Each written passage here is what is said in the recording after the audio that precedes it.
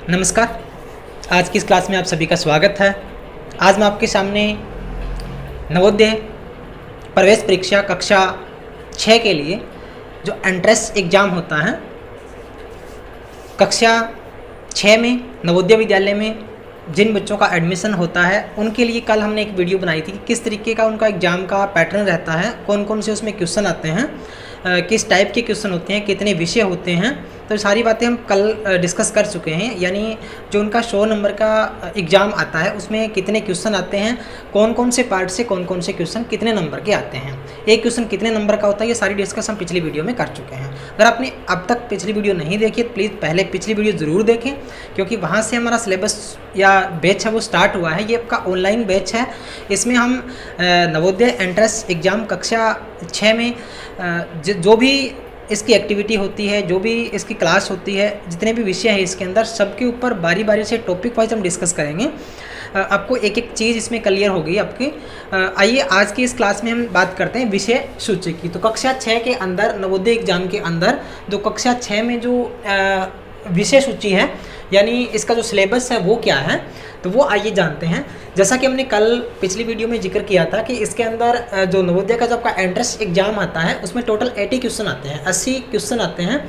और उसके अंदर 100 नंबर आपका जो टोटल का पेपर रहता है उसमें 3 पार्ट हैं, पार्ट 1, पार्ट 2, पार्ट 3। तो पार्ट 1 के अंदर क्या आता है, मानसिक योग्यता परीक्षण, यानी रीजनिंग का जो ये पोर्शन है, रीजनिंग इसके अंदर आती है टोटली। सेकंड जो पोर्शन पार्ट आपका उसमें अंक गणित यानी मैथ आता है, टोटली मैथ है इसमें। और थर्ड जो पार्ट है वो आपका भाषा परीक्षण यानी लैंग्वेज टेस्ट का रहता है। ठीक है, तो आइए शुरू करते हैं आज का हमारा जो टॉपिक है विषय सूची। इसमें नवोदय में किस प्रकार से कक्षा 6 में मानसिक योग्यता में कौन कौन से टॉपिक हैं, यानी आपको जो पहला पार्ट है, सबसे बड़ा पार्ट है ये मानसिक योग्यता का। इसमें टोटल जो 40 क्वेश्चन आते हैं, 40 क्वेश्चन आते हैं और 40 क्वेश्चन 50 मार्क्स के होते हैं, आपके 50 नंबर के होते हैं। 40 क्वेश्चन होते हैं, 50 नंबर के होते हैं। तो वो क्वेश्चन किस किस टाइप के आते हैं ये हमने कल डिस्कस भी किया था। आज इसका जो टॉपिक कौन कौन से हैं, ये कौन कौन से मानसिक योग्यता में कौन कौन से टॉपिक शामिल हैं आपके। तो इसमें पहला टॉपिक आपका रहेगा श्रृंखला का। आज इन टॉपिक के बारे में सिर्फ नाम के बारे में ही डिस्कस करेंगे। टॉपिक वाइज इसकी डीपली डिस्कस एक एक वीडियो में करते रहेंगे, क्लास वाइज जैसे इसकी शुरू होगी हमारी। तो पहला इसका जो पार्ट है वो श्रृंखला का रहता है। इसमें जो सेकंड आपका है वो सदृश्यता। ये अलग अलग टॉपिक के नाम हैं, यानी अलग अलग टॉपिक वाइज इसमें आपके जो पैटर्न है वो रहते हैं। रीजनिंग में इसमें मोस्टली आकृतियाँ होती हैं। 6ठी क्लास का जो एग्ज़ाम होता है उसमें आकृतियाँ आती हैं।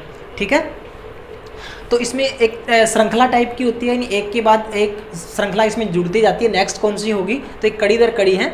सदृशता ये समानता होती है, इनमें से कुछ आपको समान मिलती है, असमान दिखाई देने वाली अलग आपको बताना है। तो इसी तरीके का इनका पैटर्न रहता है। तो पहला आपका जो श्रृंखला का, इसके आपके 4 क्वेश्चन आते हैं। सेकंड पार्ट सादृश्यता है, इसके आपके 4 क्वेश्चन आते हैं। थर्ड इसका है भिन्न आकृति परीक्षण, यानी अलग आकृति आपको बतानी है, इनमें से कौन सी है, जो ऑप्शन मिलेंगे। सारे के सारे क्वेश्चन आपके जो टोटल 80 क्वेश्चन आएंगे वो सारे के सारे आपके ऑप्शनल क्वेश्चन होंगे। तो इसमें जो अगली हमारी आकृति है वो भिन्न आकृति है। भिन्न का मतलब वो भिन्न नहीं है फ्रैक्शन वाले, भिन्न का मतलब अलग। अलग कौन सी है इसमें, समान आकृति, आपको समान आकृति ढूंढनी है इनमें से। उसके बाद आकृति पूर्ति परीक्षण, आपको अधूरी आकृति मिलेगी, उसको आपको कंप्लीट करना है, पूरा करना है। आगे वर्ग पूर्ति आकृति है, तो इसमें भी आपको अलग प्रकार की आकृति है वो दिखाई देगी। छिपी हुई आकृति ढूंढनी है आपको, इनमें से ऑप्शन मिलेंगे आपको भी कौन सी आकृति क्वेश्चन में जो है उसमें दिखाई दे रही है, उसमें छिपी हुई आकृति है। इसके बाद दर्पण, दर्पण का मतलब मिरर होता है, शीशा जिनको कहते हैं, जिसमें हम आईना जिसको बोलते हो आप लोग। तो दर्पण प्रतिबिंब, दर्पण में कैसे कोई चित्र है वो दिखाई देता है। आकृति निर्माण, आपको कुछ एक आकृतियाँ मिलेगी, उसमें कौन सी आकृति हम बना सकते हैं, इनसे कौन सी आकृति बनी हुई है। तो इस तरह का कुछ इसमें पैटर्न रहता है आपका। और लास्ट वन जो 10th आपका पार्ट रहता है वो कागज़ मोड़ना और कागज़ काटना, यानी कागज़ के टुकड़ों से किस प्रकार की आकृति बन सकती है। कागज़ को मोड़ने पर जब दोबारा इनको ओपन करेंगे, इसमें कई प्रकार के क्वेश्चन आपके शामिल होते हैं। तो इनको हम इनका टॉपिक करेंगे तब अच्छे से डिस्कस कर लेंगे। तो आज हम सिर्फ इसके बारे में डिस्कस कर रहे हैं कि इसमें कौन कौन से पैटर्न आपके शामिल है। तो श्रृंखला का है, सादृश्यता का है, भिन्न आकृति परीक्षण है, समान आकृति है, आकृति पूर्ति परीक्षण है, वर्ग पूर्ति परीक्षण है, छिपी हुई आकृतियाँ हैं, दर्पण प्रतिबिंब इसमें आता है, आकृति निर्माण एक टॉपिक है आपका, और लास्ट वन है इसमें कागज कागज मोड़ना अथवा काटना। तो ये आपके 10 टॉपिक हैं। हर पार्ट से, हर टॉपिक से 4-4 क्वेश्चन पूछे जाएंगे। टोटल 40 क्वेश्चन होंगे और 50 मार्क्स के आपके होंगे। ये आपका पार्ट 1 है जो 50 नंबर का आएगा, यानी टोटल 40 क्वेश्चन है और 50 मार्क्स के आपके पेपर में आने वाले हैं। तो सबसे बड़ा भी है, सबसे इजी भी है। दूसरा आपका पार्ट है अंकगणितीय परीक्षण। अंकगणितीय परीक्षण बहुत ही आपके लिए डिफ़िकल्ट कह सकता हूँ मैं, क्योंकि इसमें जो मोस्टली एग्ज़ाम में जो सम आते हैं, सवाल आते हैं, क्वेश्चन आते हैं, वो आपके लेवल के नहीं होते, यानी 5th क्लास के बच्चों के लेवल के नहीं हैं। तो फिर ये किस लेवल के होंगे? ये थोड़े आपके लेवल से अपर ग्रेड के होंगे, हाई लेवल के क्वेश्चन होंगे, जिनके लिए आपको बहुत ज़्यादा मेहनत करने की ज़रूरत है। ऐसा भी नहीं है कि आप इसकी तैयारी नहीं कर पाते, आप लगातार अभ्यास करोगे, लगातार इसका, क्योंकि एक मैथ एक ऐसा सब्जेक्ट है जिनको लगातार आप टच में रहना पड़ता है, लगातार इसके जो सवाल हैं, जो क्वेश्चन है वो निकालने पड़ते हैं, यानी इसको याद रखने वाली कोई चीज़ नहीं, प्रैक्टिस मांगता है। तो ज़्यादा से ज़्यादा प्रैक्टिस आप लोगों को करनी है इसकी। तो अंकगणितीय परीक्षण इसको बोलते हैं, यानी सीधी भाषा में इसको कहें तो मैथ है, ये गणित है आपका। कक्षा 5 में इसके लगभग टॉपिक मिलते हैं। पुराने पैटर्न का जो आपका मैथ है 5th क्लास का, 2-3 साल पीछे जो सिलेबस था, यानी अभी सिलेबस चेंज हो गया है 5th क्लास का NCERT का गवर्नमेंट स्कूल के अंदर। तो 2 या 3 साल या 4 साल पुराना जो मैथ है, आपके टीचर आपको बता सकते हैं कौन सा मैथ है वो, या आपको पुराना मैथ कहीं से बुक शॉप से मिल जाएगा, तो वहाँ से आपको मैथ भी लेना है और बिल्कुल सस्ता सा मिल जाएगा, 40-50 रुपये उसकी कीमत होगी। अगर दुकान से बाहर से लेके आओगे तो नया मिल जाएगा बिल्कुल। तो उसमें ये सारे के सारे टॉपिक लगभग हैं आपके, कोई एक आधा टॉपिक ना मिले अलग बात है, बाकी मोस्टली टॉपिक हैं। तो टोटल 20 यानी 20 टॉपिक हैं आपके मैथ के अंदर, और टोटल इसके अंदर जो आपके जो सवाल हैं वो भी 20 ही आएंगे और 25 नंबर के होंगे। 20 ही सवाल हैं, 20 ही टॉपिक हैं, यानी आप मान के चलो एक टॉपिक से एक क्वेश्चन आने वाला है। इसमें आपकी लगभग 10 से 12 टॉपिक ऐसे हैं जो बिल्कुल इजी हैं, जिसको आप थोड़े से प्रैक्टिस से, थोड़े से अभ्यास से कर सकते हो। इसके बाद जो आपके 10 से लास्ट के जो टॉपिक बच गए, उनमें 3-4 टॉपिक मीडियम लेवल के हैं, ना ज़्यादा मुश्किल है ना ज़्यादा आसान है, और बाकी जो लास्ट के 4-5 टॉपिक बचते हैं तो वो थोड़े से मुश्किल आते हैं, हार्ड आते हैं, वो आपको बहुत ज़्यादा प्रैक्टिस करनी पड़ेगी। और वहीं आपकी परसेंटेज यानी आपका एडमिशन है वो वहीं पे निर्धारित होता है। अगर आप उन डिफ़िकल्ट क्वेश्चनों को सोल्व कर देते हो, हल कर देते हो पेपर के दौरान, तो आपको वहाँ पे एडमिशन लेने से कोई नहीं रोक सकता। तो आइए शुरू करते हैं। इनके टॉपिक के नाम पहले जानना, क्योंकि हमें जिसकी हम तैयारी कर रहे हैं उसके बारे में कंप्लीट सिलेबस हमें पता होना चाहिए, क्या क्या पेपर में आने वाला है, ताकि इसके लिए हम अच्छे से टाइम टेबल बना सकें, अच्छे से तैयारी कर सकें, कौन सा टॉपिक हमें नहीं आता हम वो देख सकें, और किस टॉपिक की हमें ज़्यादा प्रैक्टिस की ज़रूरत है वो भी हम देख सकें। तो सबसे पहला जो टॉपिक आपका है वो संख्या पद्धति का है, नंबर सिस्टम है सबसे पहले। उसके बाद पूर्ण संख्याएँ हैं, यानी होल नंबर, ये सारे के सारे इसमें टॉपिक में दोनों टॉपिक लगभग कंबाइन है। थर्ड टॉपिक आपका पैटर्न का रहता है, एक इसमें पैटर्न बनता है इससे अगली संख्या कौन सी आएगी, बिल्कुल इजी टॉपिक है पहले 3। चौथा गुणनखंड है आपका, फैक्टर वाला है, ये भी आपको लगभग आता ही होगा। बहुत से बच्चों को, लगभग 70% बच्चों को ये पहले 4 टॉपिक आते हैं। 5th आपका जो टॉपिक है वो LCM और HCF का है, लघुत्तम और महत्तम समावर्तक का, तो ये भी टॉपिक लगभग बच्चों को आता है। फिर भी इसमें कई ऐसे सवाल होते हैं जो आपको उलझन में डालते हैं, इसके लिए आपको प्रैक्टिस की ज़रूरत है, ख़ास तरीके से पढ़ने की ज़रूरत है। तो इसके बाद 6th नंबर टॉपिक आपका 6 नंबर भिन्न यानी फ्रैक्शन वाला है। भिन्न पर आधारित संरचनाएँ हैं, संक्रियाएँ जिनको बोलते हैं, या भिन्न पर आधारित क्वेश्चन है वो होते हैं। 7th जो आपका टॉपिक रहेगा दशमलव का, ठीक है, तो दशमलव पर आधारित जो क्वेश्चन होते हैं वो किस तरीके के होते हैं वो रहेगा आपका। अगला जो आपका जो 8वां टॉपिक है वो व्यंजकों का मान है, यानी आपको जो कुछ एक फैक्टर मिलेंगे उसका निकटतम मान क्या होता है वो आपको बताना है। ये भी बिल्कुल इजी सा क्वेश्चन पार्ट है, लगभग आपको आधे घंटे 1 घंटे से अगर अच्छे से पढ़ते हो या किसी टीचर की हेल्प लेते हो आप, तो वो आपको बता सकता है, या आपके घर में कोई बड़ा व्यक्ति है जिसको मैथ आता हो, थोड़ा बहुत समझ हो, तो वो भी इसका मान आसानी से बता देगा, आपको समझा सकता है। अगला क्वेश्चन 9वें नंबर पे आपका टॉपिक है वर्ग का है, यानी स्क्वायर रूट, क्यूब रूट, यानी ये घनमूल, वर्गमूल का टॉपिक है। ये इसमें दिखने में आसान टॉपिक है, लेकिन इसके अंदर जो क्वेश्चन आते हैं वो कई बार आपको उलझन में डाल देते हैं, इसके लिए आपको प्रैक्टिस की ज़रूरत पड़ेगी। तो ये टॉपिक भी आपके लिए मोस्ट वन है। और इसके अंदर लगभग सवाल पेपर में आता ही है, तो ये सबसे इम्पोर्टेंट आपके लिए यही है। ऐसा नहीं इनमें से आपके ऊपर वालों में नहीं आता, आसान क्वेश्चन भी पेपर में आते हैं, वो भी बच्चे करते हैं।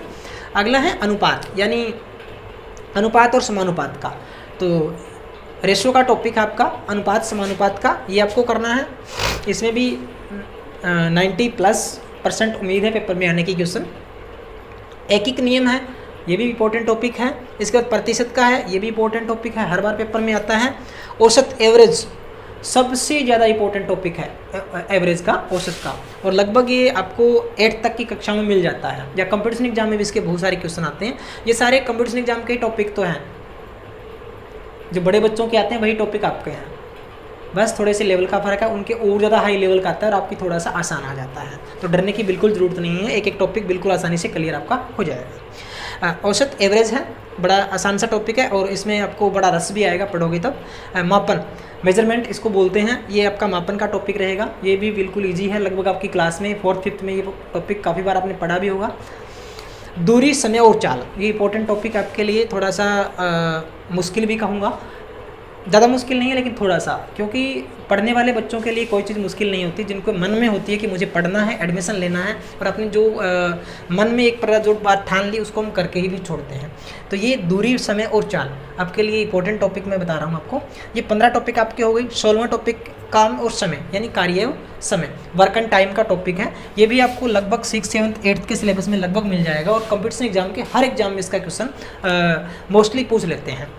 लाभ हानि का टॉपिक है, तो ये भी आपके लिए इंपॉर्टेंट है, ये लगभग आपके 6th 7th के सिलेबस में या 5th के सिलेबस में ये टॉपिक, 5th में तो है ही है, तो कई बार 4th में भी इसके इजी जो क्वेश्चन है वो आपको मिल जाते हैं। इसके बाद साधारण ब्याज का, सिंपल इंटरेस्ट के क्वेश्चन इसमें पूछे जाते हैं। इसमें भी कई प्रकार से हार्ड क्वेश्चन भी है और सिंपल क्वेश्चन भी है, तो दोनों तरह के क्वेश्चन इसमें ब्याज वाले टॉपिक में है। इसके बाद परिमाप है, क्षेत्रफल है और आयतन है। इसमें 3 पार्ट है, परिमाप का है, क्षेत्रफल का है और आयतन का है।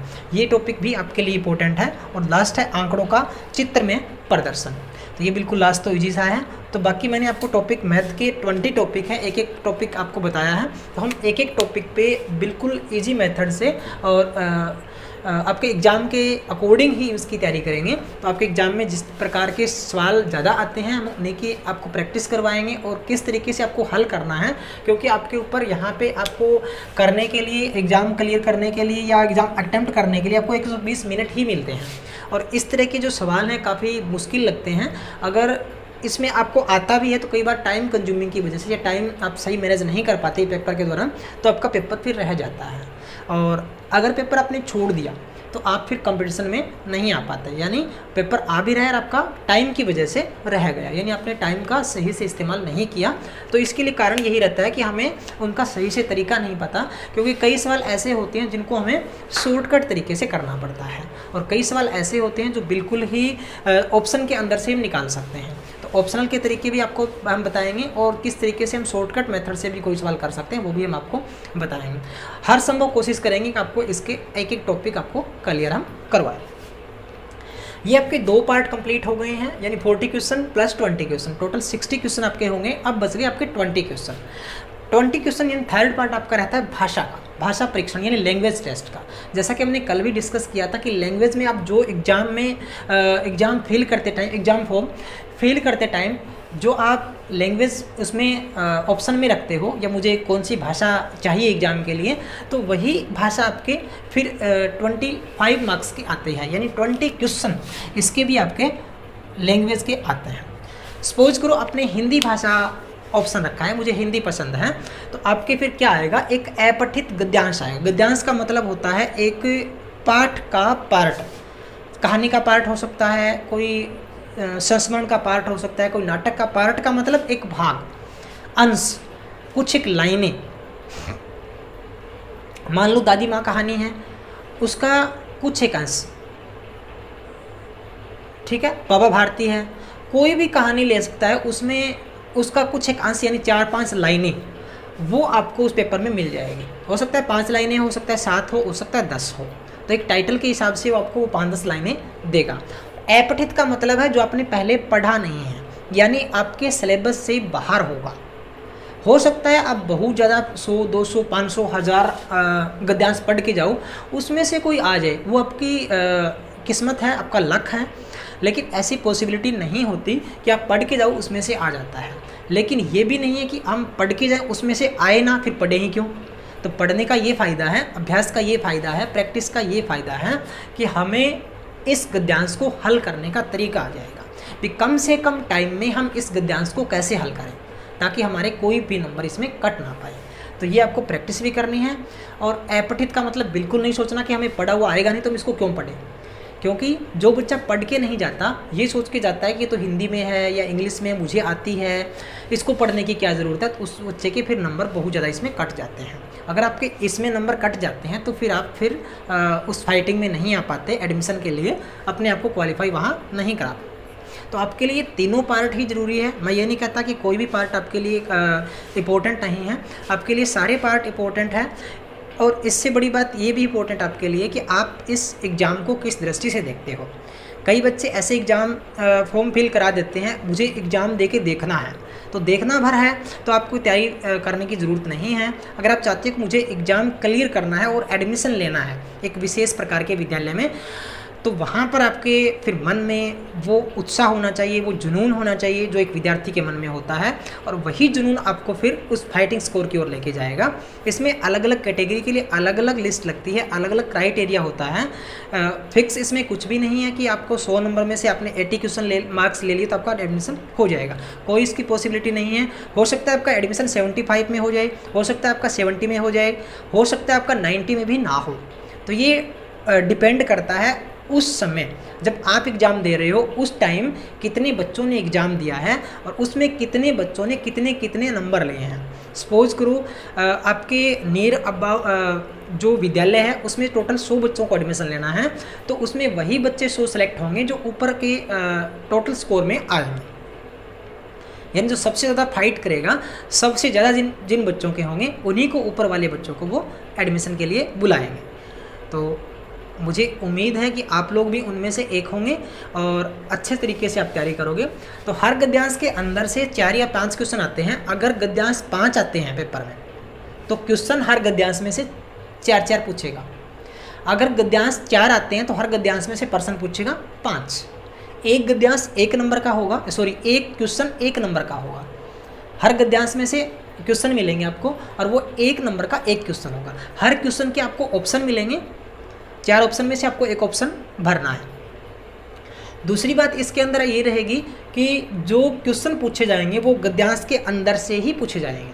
आपको पहले से ही कुछ याद करने की ज़रूरत नहीं है, बस आपको अच्छे से गद्यांश पढ़ना है, फिर क्वेश्चन पढ़ने हैं। और वैसे इसकी हम प्रैक्टिस करेंगे तब आपको इसके लिए तरीका और भी बताएंगे कि किस तरीके से हम इसको अटेम्प्ट करें, ताकि हमारा टाइम भी कम लगे और हमें आंसर भी सही ढंग से इसका मिल जाए। तो ये आपकी एक प्रकार से विषय सूची थी नवोदय विद्यालय प्रवेश परीक्षा कक्षा 6 में एडमिशन के लिए आपको किन किन चीज़ों की तैयारी करनी है, आपके लिए कितने पार्ट्स आएंगे, इसका स्क्रीनशॉट भी आप ले सकते हो। तो इससे संबंधित हम एक एक करके वीडियो आपके लिए लेकर आते रहेंगे और आपके लिए हर संभव हम कोशिश करेंगे कि आपका एडमिशन हो, आपको अच्छे से नॉलेज मिले। और दूसरी बात मैं आप लोगों को बताना चाहता हूं कि अगर आपका बाय द वे एडमिशन ना भी हो तो आपको घबराने की, निरुत्साहित होने की, हतोत्साहित होने की, डरने की, भयभीत होने की कोई ज़रूरत नहीं है, क्योंकि आपने खोया कुछ नहीं है। जो आपको नॉलेज मिला है वो आपको अगली क्लास में काम आएगा। तो एक ऐसा फॉर्मेट है जहाँ पे आपके पास खोने के लिए कुछ नहीं है, पाने के लिए बहुत कुछ है। तो इसी आशा उम्मीद के साथ मैं आप लोगों से उम्मीद करता हूँ, आप सभी बच्चों से, आप सभी अभिभावकों से, सभी टीचर्स से, कि आपने इस वीडियो को लाइक किया होगा। अगर आप ऐसे ही यूज़फुल आपके लिए वीडियो चाहते हो तो प्लीज़ हमारे चैनल को सब्सक्राइब करें और अन्य ग्रुप्स के अंदर भी इसको शेयर करें, ताकि हमें एक नई ऊर्जा मिले, नया मोटिवेशन मिले आप लोगों से। हमारे चैनल को सब्सक्राइब जरूर करें। Thank you. मिलते हैं नए वीडियो के साथ। नमस्कार।